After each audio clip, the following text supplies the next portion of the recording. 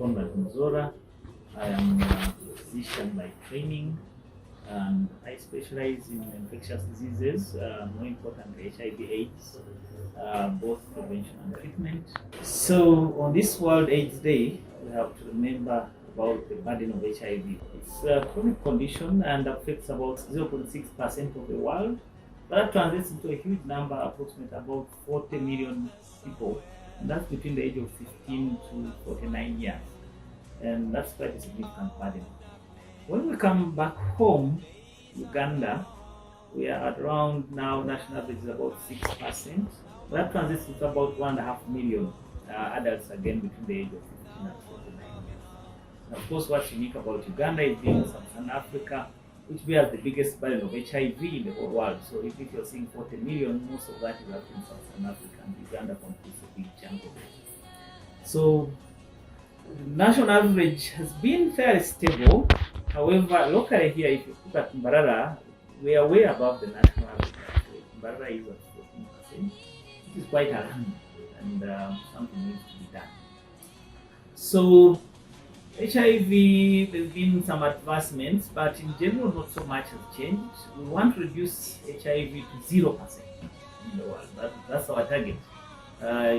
Initially, it used to be what we call a 90-90-90, meaning 90% of people who have HIV know their condition, 90% of those who know their condition are on ARVs, and 90% of those on ARVs are actually having suppressed viral load.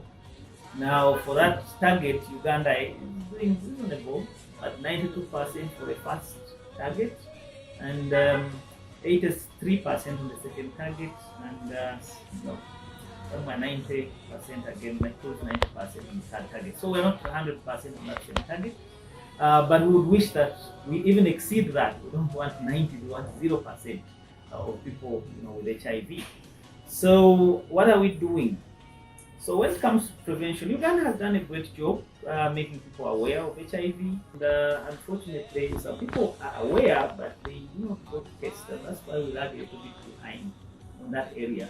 And even some who do tests, they can be in denial and they come with late-stage HIV. Because we're still seeing advanced HIV, people who are coming with real, AIDS, so to speak, as we speak.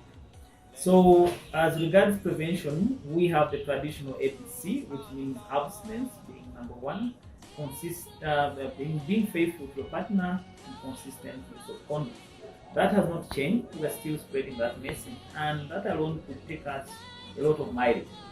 However, the new advances when it comes to prevention of HIV, there's a bit of a ray of hope. The latest ray of hope now, of course, there's a traditional for the mother-child transmission. We're almost at zero transmission from mothers to young children, and that's a great achievement. But in adults now, we are going to have, very soon we've just had new research which has come out, where people can actually be immunized from getting HIV, which means getting just 2 injections in a year and you don't get infected. That's not yet operational, so don't get excited. But that's probably what's going to come out sometime soon. And we are all very excited about it, and that's one of the things that's going to lead us to a generation that's free of HIV. When it comes to treatment, we would wish everybody for now to be on ARVs. First of all, you get on ARVs, you prevent progression of HIV. So we want everybody who gets tested and positive starts antiretroviral drugs, and they are proven to be effective. People have lived with HIV for more than 30 years and above, and now it's considered a chronic illness. Okay? The great thing about controlling the HIV virus in the body is also you reduce the transmission. So we are still, trying to push people to start ARV early and also take it well and have suppression. However, the new hope now of treatment, because the traditional ARVs are daily treatment, and people get tired of taking drugs every day. So the exciting bit about the advancement now is that we are going to have probably a once a year injection, at most twice a year injection, which you take and you get your virus suppressed. So that's a great ray of hope for HIV, and hopefully we might be able to cure HIV in those who are infected as well. So that's a great ray of hope. But we have very special challenges, and these are special in the youth. The youth are actually, Uganda, if you look at our population, more than 50% of our population is below the age of 15. that represents a lot of Ugandans. And a number of them are born with HIV. As I said, we've reduced the transmission, but there's a number of them who are born with HIV, and a number of them are getting infected. Um, and that's the infection rate actually in the young ones are quite a high percentage. So it is a great risk. And the people who are on ARVs in the youth also have a special challenge. These are mostly people in institutions, and they don't have the privacy to take their ARVs, and they have the stigma, peer influence, which induces significant stress, and many people have depression and other mental illnesses. So there's a big role to play when it comes to youth, because they represent the biggest burden now of HIV in the Ugandan population, and they have the highest rate of transmission at the moment. So that's quite important to address that.